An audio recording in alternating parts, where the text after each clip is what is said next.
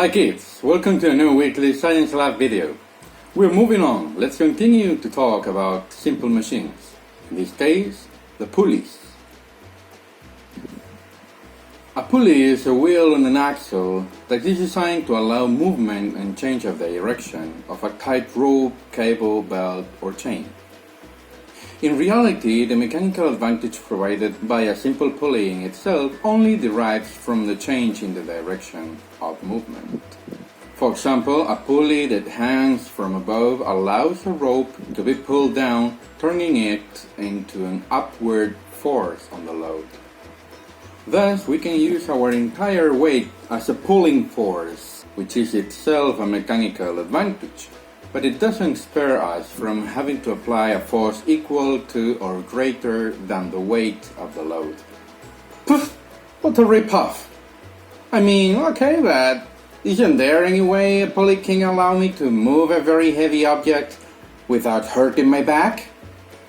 Of course there is. Wait till I tell you. There is a famous historical note on the usage of the pulley by the Greek-Roman historian Plutarch, who in his work Parallel Lives recounts a scene where Archimedes proved the effectiveness of pulleys.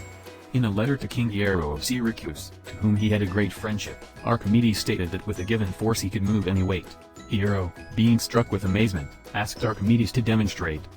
They agreed that the object to be moved should be a ship of a king's navy, for Hiero believed that it could not be taken out of the dock and put in dry dock without the use of great effort and many men. After loading the ship with many passengers and with the holds full, Archimedes sitting himself the while far off, with no great endeavor, but only pulling a rope, he lifted the ship in a straight line without great effort, taking it out of the water as smoothly and evenly as if it were still at sea. So the pulley is a simple machine, but not for the reason any less formidable, right? We only have to unlock the main secret of pulleys to transform them into such powerful devices. They can be movable. If instead of having the pulley fixed and the weight hanging from the rope, we hang the weight directly from the pulley, it will behave differently, making the resulting force double the force applied. However, there is a price to pay. We will have to pull the loose end of the rope twice as far. This is somewhat resembling the law of the lever, isn't it? On a movable pulley, the distance pulled is twice the distance lifted, while the force applied is half the resultant force. This would allow you to lift loads that were twice as heavy using the same force as with the fixed pulley, or to lift a same load making half of the effort than with a fixed pulley, with the only downside being that you would have to pull more of the rope. Fantastic, right? So fixed pulleys serve to change the direction of the applied force, while movable pulleys also multiply the resultant force at the cost of making you pull more on the rope. Quite easy. By assembling many pulleys together, something called a block and tackle system is formed in order to provide mechanical advantage to apply large forces. The more pulleys are assembled, the longer the distance to be pulled, but also the larger the resultant force compared to the force applied. This is what is known as a compound pulley, hoist, or more classically, pulley piston. As always, the work on each side of the pulley has to be the same. Mathematically, it is expressed this way. To better understand the effect of movable pulleys, let's define N as the number of times the rope goes up and down in the pulley system. Therefore, we can say that the force needed to lift a load with a simple fixed pulley is the same than the weight of the object, because in that case N equals 1. But in a simple movable pulley, N equals 2, and that's why the applied force is half the weight of the load. On the other hand, it can also be understood in this way why the distance pulled is twice the distance the load is lifted in the case of a movable pulley.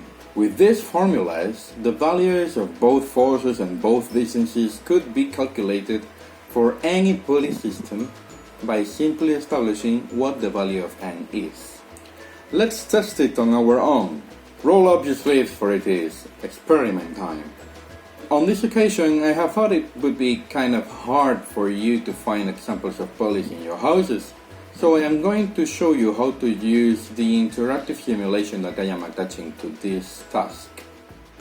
Well, in this simulation, we can see a single fixed pulley hanging from above, and a box that is the load. If you pull from the rope downwards, you apply a force that lifts the box, the load. In the right side, there is some interesting information. For example, we can see here a graph comparing the distance pulled and the distance lifted, and we can see they are the same because this is a simple fixed pulley. We can also check that the weight of the load was 10 newtons and the force that we had to apply was exactly the same, 10 newtons as well.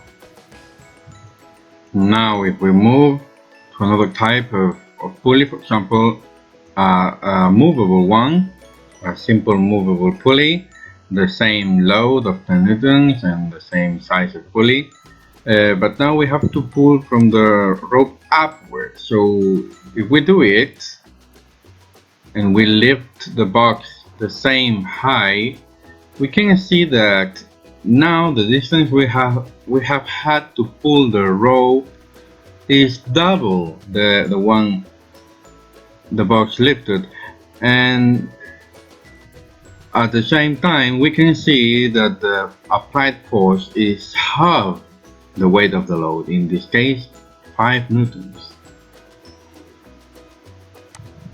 Now let's test a double fixed pulley.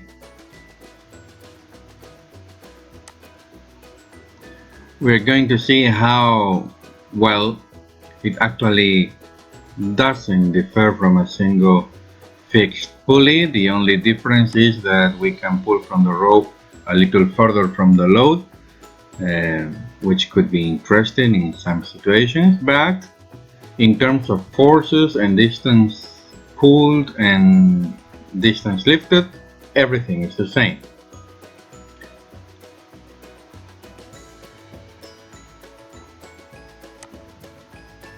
Let's move to compound pulleys. In this case, we are pulling from a rope that is connected to a system of pulleys. One of them is fixed and the other one is movable, and we can see that the applied force is again 5 newtons while the load is 10 newtons. If we multiply the number of loads, the distance that we have to pull from the rope is going to be longer, but the force applied would be much smaller, in this case 1.67 newtons compared to the 10 newtons of weight of the load.